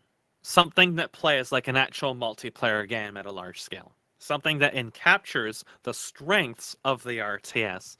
Something that is an RTS. So, as a primary example, I say look at StarCraft 2 and something that is not that. Just the entire opposite of that. Well, Blizzard did at least demonstrate what not to do with StarCraft 2. And yeah, they did a very good job of that. With Brood War as well, I would say there's probably like 2 missions in the entire 6 campaigns of Brood War that have any promise to begin with as missions. I think I've talked about this before, but a lot of the gameplay of really old campaigns like Palancron Concordance, they have like macro maps that don't really do anything. They just have like Protoss Campaign Insane or whatever, but they feel really way more satisfying to play than micro missions because they're in StarCraft and you're just playing StarCraft. And at that point it becomes an abstraction of a melee map, which is basically what you're describing as, you want something that is a multiplayer match essentially, but with whatever added story context based on cutscenes that bookend the actual gameplay and dialogue that's thrown in there as a way to augment the gameplay. And maybe we can talk about this for a little bit, because this has been something that I've been experimenting with and trying to figure out is, you can't reasonably expect players to be playing at a very high level, maintaining a bunch of different elements of their gameplay and interacting with the game in a way that is required for a hard game. And like they have to be playing to a high performance while also paying attention to important story elements with dialogue. So what is your example of like, do you have an example in your head of like ideal dialogue that's being played in an RTS mission? And what purpose would it serve? Does it like warn players of incoming attacks that are particularly large? Does it just reaffirm the play style or the character traits of a particular enemy or allied adjutant commander? Like, what is your ideal like RTS dialogue that you would include in Apex? Give me a minute and I'll actually pull up some of my script concepts. All right. So the vast majority of these missions did not have that much dialogue in the actual gameplay. Usually it was just every now and then some taunts. There was some dialogue during the original 01008, which is when we first encountered Armageddon. That was the first time and one of the few times you're encountering something that doesn't follow the traditional build and destroy rules. They're based on portals and some other mechanisms. And whenever a nightmare wave would come, there would be some dialogue hinting that something was about to happen. This was the period in the campaign where difficulty actually got like really hard. So initially in the campaign, for example, I myself after about like 3 attempts, I was able to defeat the bunker rush. So that means that when I started StarCraft, I was about diamond level. And during the peak of my StarCraft 2, I was probably about high diamond level. But it had been a while since I had played then, and the metrics of what the difficulties of competition changed because StarCraft 2 basically died, and the only people that were left playing it were the people who were actually really into it. So the skill level for Diamond increased because there were so few people to actually fill the ladder ranks, which meant that I probably was no longer actually Diamond skill level. But you would be expected to be a high Diamond skill level by the time you reached 0 times 0.8. And the way the difficulty is scaled, because I'm focused on the actual RTS gameplay and not gimmicks and shit, means that I can very linearly scale it. I can time the AI and stuff and the resources they get and the things they build and what they use and whether custom stuff they're handed based on the concept that, each mission is going to be requiring around this kind of skill level. And I balanced that skill level based on when I lost the map, I looked at my statistics, my money spent and stuff like that. So that's how I scaled the difficulty as, did I play badly? Then I deserve to lose. Plain and simple. And when we reach the actual missions and start talking about the dialogue and stuff like that, let me see here. This is a big one. Apex U 0 times 0.8. I'm not sure if this is the mission related to Armageddon or not. It takes open office a few minutes to start. So these missions, typically, their cinematics were really quite simple when they actually introduced you. Some of them were very, very elaborate. Protoss,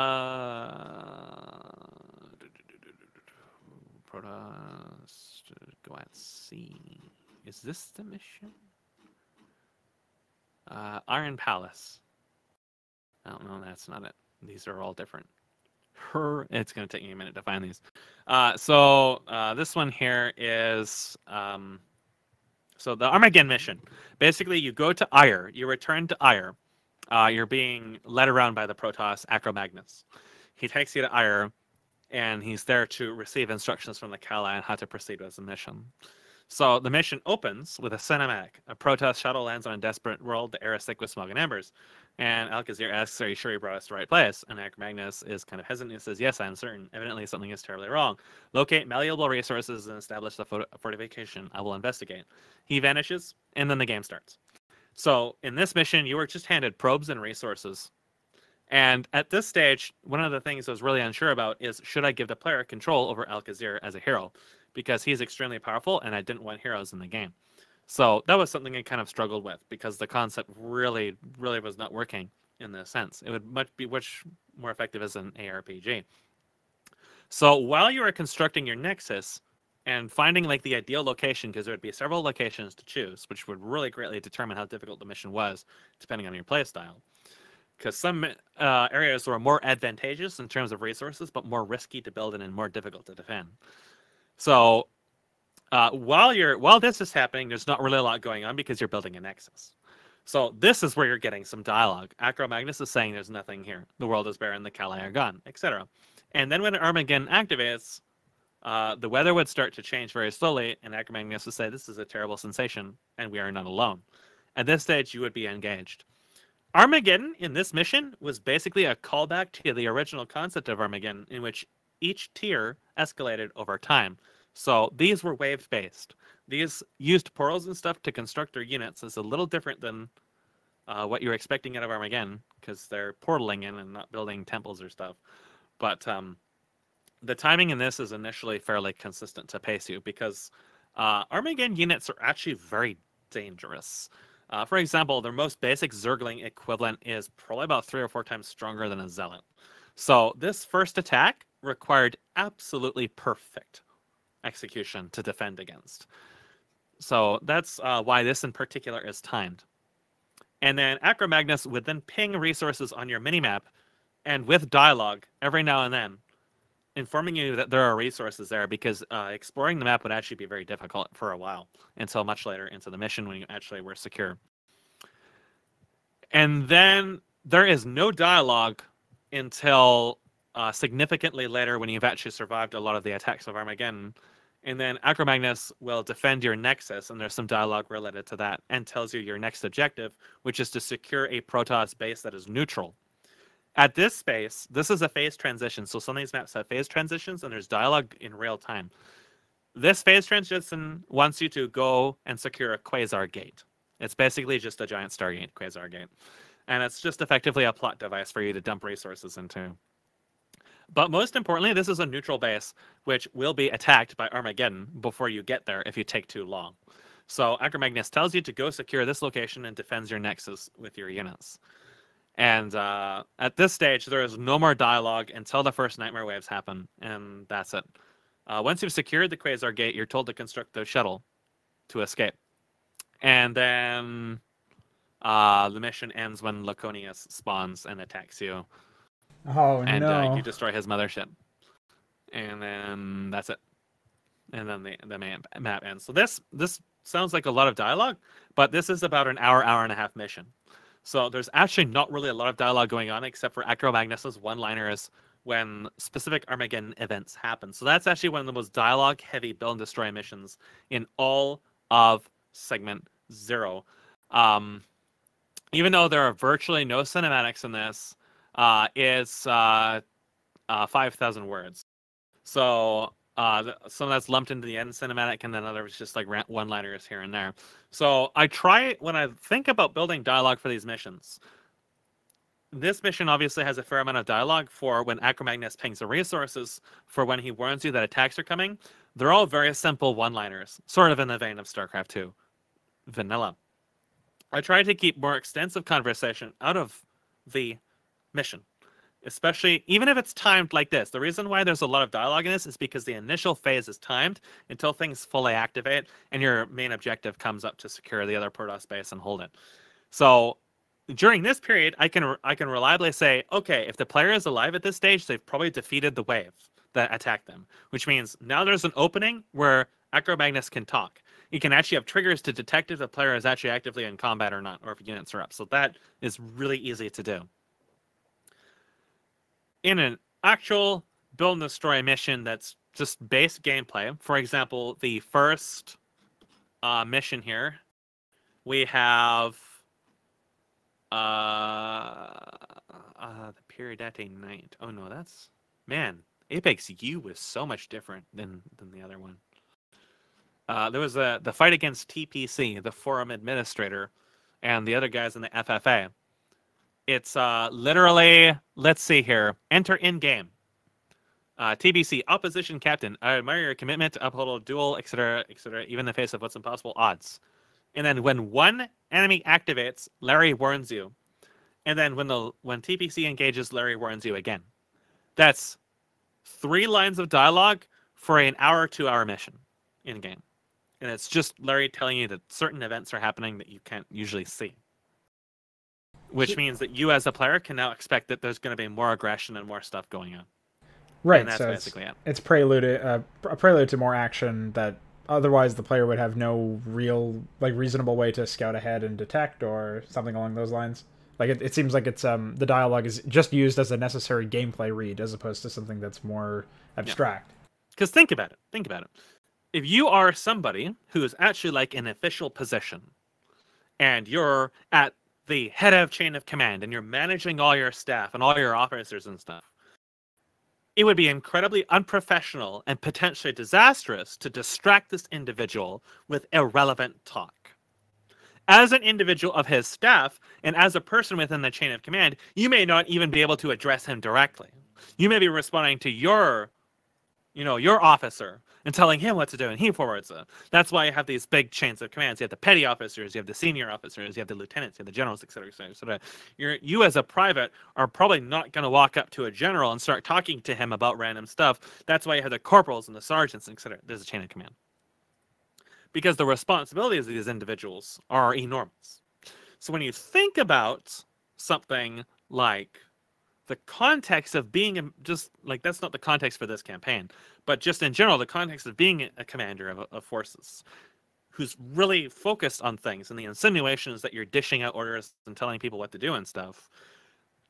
The prospect of people just talking and talking and talking and talking and talking and talking to you during that really doesn't work out. And especially if you're trying to, this is why I say the RTS is a really poor medium for storytelling in general, is if you're trying to bring out actual major plot points during the RTS segment, which is what tends to lead to cinematics and stuff yanking control away from you, is if it's an important plot point, you may very easily miss it, even if all you're doing is managing your base. Because if you're working like with 150 plus APM like you should be at the skill level for this campaign baseline, you probably don't really have a lot of attention focused to every single line of dialogue. And my writing style is to not immediately tell you things that are super important. They tend to get revealed over time. And there tends to be a lot of like insinuated and stylized flair. And you just can't accomplish that when you're in an RTS mission and expect it to always register with the players. So you want to structure your story in a way which the mission is a resolution of something that has come up within the dialogue already, so that any dialogue you have to bring up within the mission is relevant only to things that are super important in the gameplay. And then you stay away from things like pop-ups and indicators. Don't have pop-ups and indicators.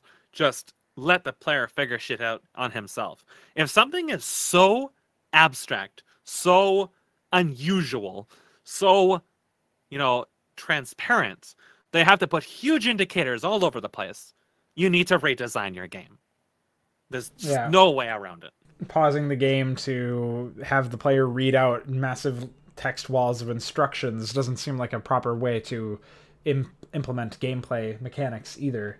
It seems like you're really putting the cart before the horse at that point, where you're literally telling the player how to play the game as opposed to letting them figure it out for themselves. And that's basically what happens in the Flame Knives and in Vile Aggression and in StarCraft 2 as well, although it's not the same way with text walls. It's more like, hey, click this tip to pause the game and read how to play the map, because it's optional in that sense, which is better, but it's the end result is basically still the same thing. It's designed around the idea that players will know what to do as soon as they read the guide, and you're not reading a book, you're playing a game. At least that's what you're supposed to be doing. I think it's an interesting topic, the idea of being very minimalist with your dialogue, and that you talked about how there's like a difference between your maps, where you have one map that has 5,000 words, which is quite a lot, at least compared to like the shortest script that I've written for a StarCraft mission in the most recent campaign that I've worked on was something like 900 words, and that's including a briefing. Yeah. And so that is quite a bit. But then you compare that to something that has 3 dialogue lines in it, and it's quite the disparity. So it's how you put those words to use, really. Right. And so it seems like what you're doing is you're using all of the mechanics that people would most normally think dictate the story. You're actually using them to dictate some element of gameplay. You're fleshing out the setting and characterization during lulls in gameplay that are there by design in missions that are a bit less conventional, like the Armageddon reveal. But you're also having, on the flip side, that mission where there's only 3 transmissions. It's very minimalist by comparison, and you're using it for the sake of a read, not for the sake of furthering characterization. Can you explain exactly what drove you to take this different approach in those two contexts? Because, I don't see why, for example, it's not that you should have a lull in the gameplay of the mission that only has a handful of dialogue lines. More so that, like, what drove you to decide, I should only use dialogue for reads in that mission compared to using it for characterization and world building as well as reads in the Armageddon mission? So the Armageddon mission was very paced because it was actually an attempt to recreate the original Armageddon experience. So StarCraft 1's Armageddon Onslaught is just a tech demo. It has some flashy stuff in it and demonstrates a lot of the different talents of the community that it pulled together. But in itself, I don't really consider it playable. I don't really think that it's a good example of what the concept is capable of. But I think that there is some structure that could be pulled from that and placed within StarCraft 2. Originally, when I conceptualized for StarCraft 2, before it became apparent that StarCraft 2 would not support mods, is a recreation of that. And, of course, StarCraft's original Armageddon Onslaught concept was original, English. The concept was, of course, it could be applied to melee games, 7v1, in any map. So you have any map you wanted. Unfortunately, in practice, this was not possible because StarCraft's AI was so bad at managing transports, and it had so many big units that I just had to make a custom map for it with wide bridges and shit anyways. But functionally, it conceptually could work on any map. That was originally the concept. Of course, it didn't work out in StarCraft 2. So, with the campaign, with this specific mission, it was phasic. The original phases were timed with the dialogue, particularly since Armageddon up to this point is not a race that has existed in the story. You have never experienced these before, and they are many steps higher in terms of how strong and complicated their units are than the regular units. So for this specific mission, I was going to introduce you to that concept in a sort of paced environment, because even a highly skilled player is not going to be prepared for something completely entirely alien to how all the other units worked. For example, I mentioned the Zergling. Basic Zergling is stronger than every other unit. The Nightmare version of that unit had a timed blink, and when it was killed, it would randomly go invisible to some like random location and then be invisible for a while and stunned for a while before reappearing. So there's lots of like individual behaviors for you to study. By pacing out how you were introduced to these and using dialogue to instruct that pacing, I could get the player needlepoint focused on how the player was actually interacting with those units and how the units behaved. The very concept of having units that behaved in extremely different ways than all the other units in the game up to this stage. This ensured that later on, when we started going into missions like 0 times 0 11, where you were facing both Armageddon and the Illuminati all at once with an ally, they weren't completely overwhelmed by the sheer number of things that were running around the map, because you sort of knew what to expect. And of course, when you reached the final mission, when you were up against Armageddon proper, that you knew that when we hit the newer, later tiers of stuff and the bosses and things like that, you had an idea of what you were going into. So, and there's many cases where I feel like that the difficulty for this campaign would swerve very, very violently, regardless of my preparations in terms of preparing the player. So I took opportunities to pace things out in a manner which would allow them to acclimate to the things that were about to be thrown at them, kind of like giving them reads in a pacing sense. Dialogue was important for this because dialogue was minimalistic. Whenever dialogue was actually given, it always had relevance to what was going on. By the time you reached Armageddon, you were accustomed to that. So the fact that we were pacing out this Armageddon mission very intentionally in the beginning ensured that the player would be paying attention, because every point up to then, any dialogue had been offered was immediately relevant to what was actually happening in terms of the game. Therefore, the player had a reason to depend upon and rely upon whatever anybody was actually saying. It was very much a design decision and not a writing decision. In terms of the writing decision, Acromagnus may not even feel inclined to warn Alkazir of what was going on, because up to this point, Alkazir had demonstrated such a finesse and skill over what he was doing that Acromagnus would begin to believe that he was actually infallible, which means that Acromagnus would probably actually focus exclusively on research of where the Kala had went and what had happened to Ire, rather than warn Alkazir that anything was actually happening, because he would just assume that Alkazir could deal with whatever was thrown his way, even if it was something that was wholly an alien to them. Also, because of the Acromagnus's character, he actually didn't really see Alkazir as anything more than a tool. So, speaking to him on a personal level about anything that was happening, or giving me any reason that's happening, or sharing his feelings about how the Kala had disappeared and how he was concerned about that, is also sort of a breakaway towards the gameplay sense, to give the player the insinuation, just beyond the visuals that was already immediately in front of them, that something was very wrong and they were in for one hell of a ride. So it sounds like what you were doing was you were using the previous examples of dialogue in the missions to make player that you've already conditioned players at this point. You're 8 missions in, presumably, and you're talking about something where, anytime there's dialogue, the player pays attention because previously it's been important, and so there's no reason to doubt that consistency now that you're so many missions in. So do you? I recognize the pattern there and the consistency there, but do you think that there was any element of weakness due to the inconsistency of the number of dialogue lines, where this mission had way more dialogue, seemingly, than any other mission that you've spoken about so far before, at least that I know of? It depends on context and pacing. Right. So, because this was paced, it allowed for that. Because I knew, based on what was actually being thrown at the player, because it was controlled very deliberately, I knew when and where I could have dialogue. Whereas during a standard melee mission, anything could happen after the first 3 or 4 minutes. At that stage, it became really hard to predict what the player is doing, So at that stage, because it's unpredictable, you have to always assume the worst possible outcome, which means they're always in a fight. There's always tons of shit going on, and they really don't have the time to really pay attention to dialogue. Yeah, I can see that. I mean, there's some ways that I've tailored my dialogue events in a mission to certain events, like the player destroys an enemy base, and at that point I can more safely assume that there's less of a battle going on. But it sounds like with your environments, you had a larger scale. There was a lot more battles. There were certainly more enemies and more enemy bases, given the fact that you're talking about, a 1v1v1 or a 2v3 or something like that, where there's more players actually on the battlefield. So it's a little bit less hermetically sealed at that point. So you're not really dealing with the same sort of beast that I was. I think that when it comes to large scale stuff, it's actually funny because I've noticed something that the larger scale the gameplay gets, the less dialogue I end up writing. And I don't think that's...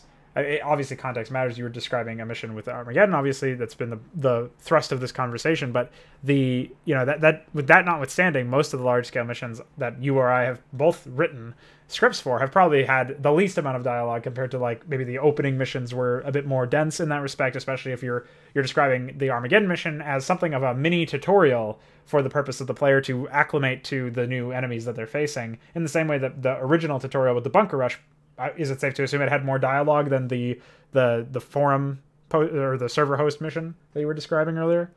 Mm-hmm.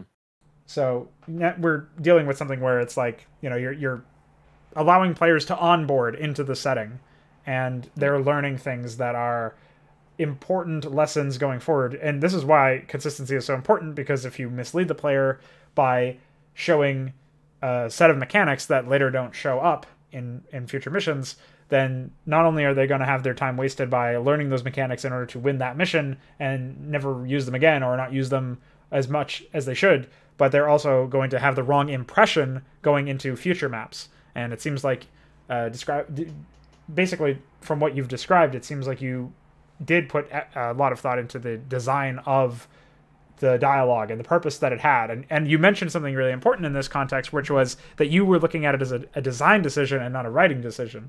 This is where I think a lot of people get tripped up, myself included, where we want to tell a story, we want to have really cool characters, we want to have all this stuff going on, but if we're presenting it in such a way where it's really hard for players to, follow along, then it's going to get lost and it's not useful. And I think at some level, if your missions are so small scale that the dialogue is actually easy enough to follow along, then it means you're not challenging the player enough.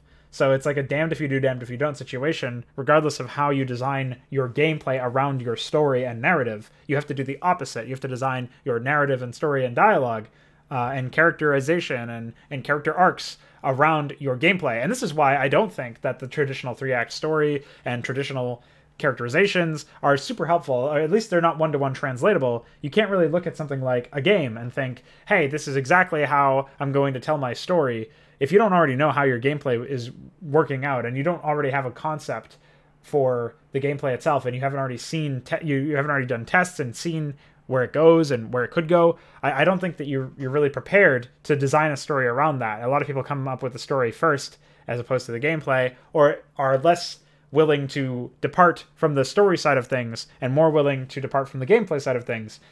They just have their priorities mixed up. I think at that point, you mentioned at the very beginning of this podcast that maybe you should be designing a movie if you're really trying to tell a story.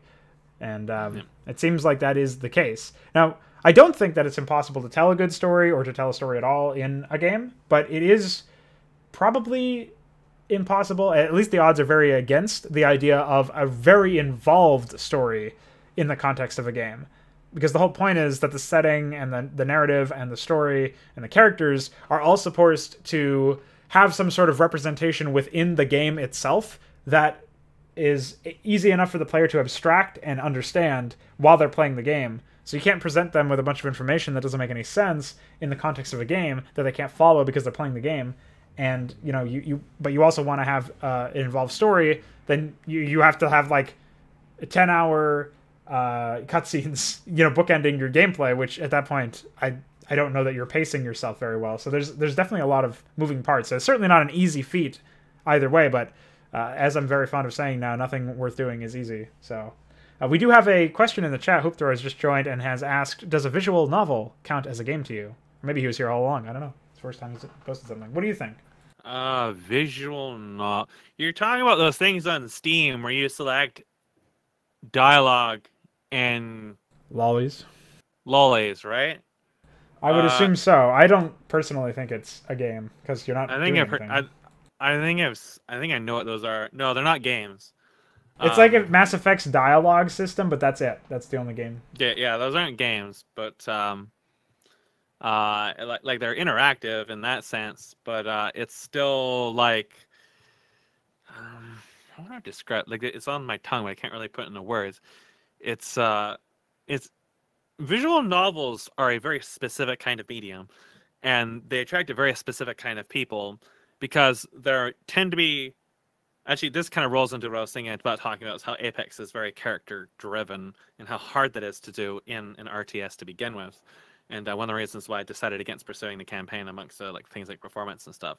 But visual novels tend to be very exclusively driven by dialogue. That's the whole visual novel thing, is they take out a lot of the descriptive stuff and the narrative and they focus exclusively on dialogue versus dialogue. And the driving theme for them is the ability to influence the dialogue and the decisions that are made by the protagonist. Now, the vast majority of visual novels that I know of are H games, including the original Fate Stay Night was an H game. And it was really hilarious to me to see how an H game turned into something that was not an H game and became absolutely a massive thereafterwards, and how the individual who wrote it, Natsu, or Nasu, I guess his name is not Natsu. He is known for a very flowery, stylized writing, which does not get conveyed into the American translations usually. What is an H game? Hentai. H game, hentai homo. game. So, but there's plenty of those that are not hentai games, and they're not really games in the sense that you're fishing for the gameplay. It's a game in the sense in that you are attempting to inject your role playing into the decisions for the characters. But the thing is, at least from the examples I have seen, a lot of them don't really offer a huge amount of flexibility and options for the choices that you make in terms of the characters. You may have like 3 or 4 options, but that's consistent with games too. All the BioWare games, for example, are they don't really offer too much in the way of choices whatsoever. In fact, in the latest, I believe it's Pillars of Eternity, the latest trash heap, there's lots of SJW crap injected into it, like you can call people bigots and stuff just out of the blue, like completely out of character and out of immersion. And some examples were given to me of the remaster for Baldur's Gate that destroyed everything as well, and throwing in like pandering to LGBT and other insanity in those. But a lot of those games, the original Black Isle games, there were chains of dialogue that functioned kind of like visual novels in a sense, because they had just tremendous chains of dialogue, like huge dialogue structure. We can make up to like 12 choices per line. So while I don't really consider a visual novel a game, I think that you can learn a lot from them when making games, because visual novels are dialogue driven, and it's very similar to how I drive things. It's one of the reasons why I've tended to lean more to Dungeons and Dragons. So I have no question that if I wanted to, I could make a StarCraft 2 campaign that was the most technically advanced and had the most polished gameplay, and was the best RTS experience the StarCraft 2 has ever had. I have no question in my mind that I have the resources to learn what I don't already know and use what I already know to create the most technically advanced and most fulfilling engagement. Performance notwithstanding. But to me, StarCraft 2, and indeed RTS as a body, it's not just an issue with StarCraft 2, but RTS as a body, doesn't take advantage of the strengths of my writing. I'm not a particularly good writer. I really struggle with descriptions a lot, even more than I used to. I used to be okay back in like 2009 before everything got fucked. So that was a long time ago. But D&D lets me focus really heavily on the character-to-character experience. And that's where visual novels come from. A lot of the individuals that I play D&D with, or that I have watched D&D games for, or just otherwise like people that I just know, they all come from communities that are actually really heavily circulated around visual novels. They're very, very heavily circulated around visual novels. And this is actually very, very, very similar to a discussion I had with one of those individuals. Because she grew up with visual novels, because she did translations for Japanese to English visual novels, because her experiences and her originations were based heavily around visual novels with a lot of internal storytelling, internal dialogue storytelling. So like first person narrative, if you will, plus the dialogue to dialogue and character to character. This person had a very, very different approach to all the exact same things that I had been dealing with and otherwise learning with when it came to role playing and Dungeons and Dragons and just games in general. And unfortunately, this conversation was like a year ago, so I can't really remember like a lot of really important bullet points. But the visual novel thing is really, I think, is a really great thing to bring that up, because it kind of is like an echo of what I was saying earlier, where it's important to look into Dungeons and Dragons. The visual novel thing kind of breaks away all the gameplay stuff and just fits you right into the character to character, which is what really drives a lot of Dungeons and Dragons, is at least in a well-run game where you're doing a lot of role playing and you know, stuff like that, where you're really immersed into it. It really comes down to how the characters feel, how they're interacting with each other. The visual novel is giving you that right up front and just basically shredding everything else away and saying, this is your waifu, or your, you know, waifu, what you want to be your waifu. These are the options you have to interact with it. You can expand upon that and look at that as how it would actually affect a real game like Dungeons and Dragons. Evidently very hard to replicate that within something like StarCraft, but you can take away the dialogue of player characters in terms of, you know, what you can choose to say, and look at your gameplay within an RTS as that dialogue. This brings us back to the AI thing. Why AI is such an important storytelling mechanism, because it's playing the role of your opponents. And while a lot of people probably are not going to think of it this way, it is this way. It's this way in competitive gameplay between players, and it's this way in single-player gameplay. Your interaction with the opponent is your dialogue with the opponent, including outsmarting them, being outsmarted by them, outwitting them, you know, competing with them, overcoming them. That is a dialogue. That is a dialogue of minds vying against each other competitively for survival, for whatever. Hunter and prey, prey and hunter, whatever, you know, rivals, brothers, doesn't matter what the context is. The fact that you are testing your abilities and your skills against another individual who is, at least conceptually, pitting their abilities and their skills against you, that is a dialogue. A sword duel is a dialogue. And you can think of the visual novel as an abstraction of that distills out all the gameplay and looks exclusively at just the words. Whereas you can think of the movements in the RTS as words and passages, which really reinforces the need to have AI. Yeah, I mean, it goes back to respecting your opponent, respecting your allies, in the sense that if you have to give them deference by virtue of the challenge that they present, and you are invested in, you know, solving that problem, in conquering that challenge, you are invested in the whole context of the story, because the context of the story is entirely related to the context of the game. It's integrated in a perfect world. Now, I think I've learned quite a bit of just engaging in this sort of alternative perspective, because I personally thought that dialogue was a lot more important. You know, at the top of this this podcast and this dog, and I think that there's something to be said for the whole more minimalist approach, and for when you do have occasional pacing changes in the grand scheme of things, and you look at the experience that creates, and you're allowing yourself more room for dialogue, and you're entirely designing the dialogue around serving some sort of purpose in the gameplay first. It serves the gameplay first and the story second, I think, is like where we can really boil it down to.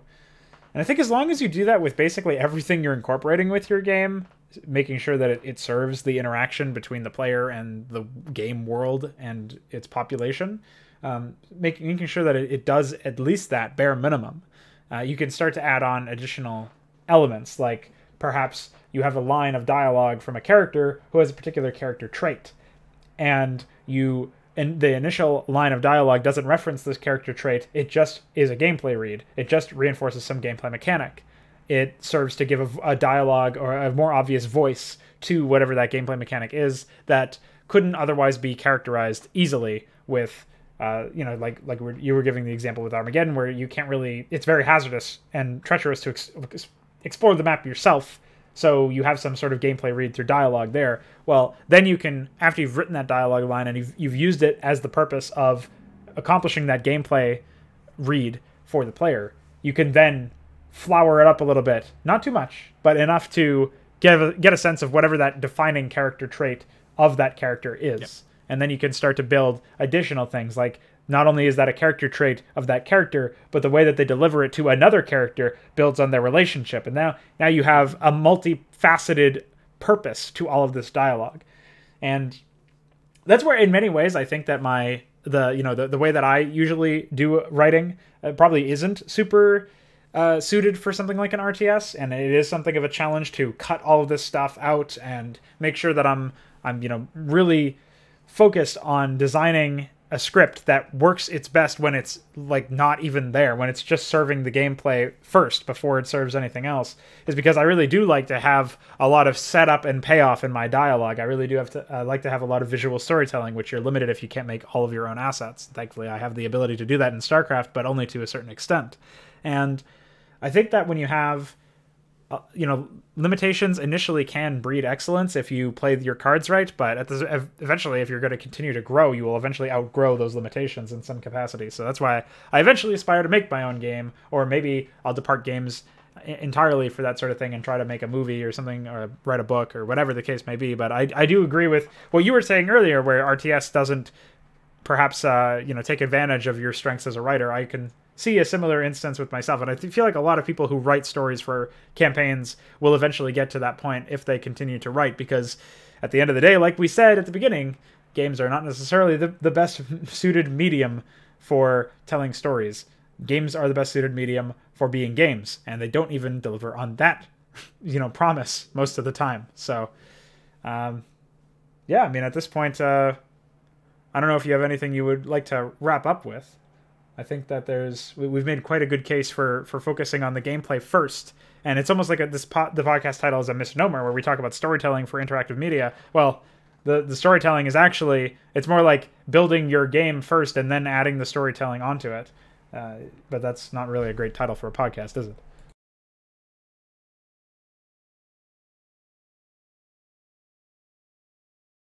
Tony. Peter.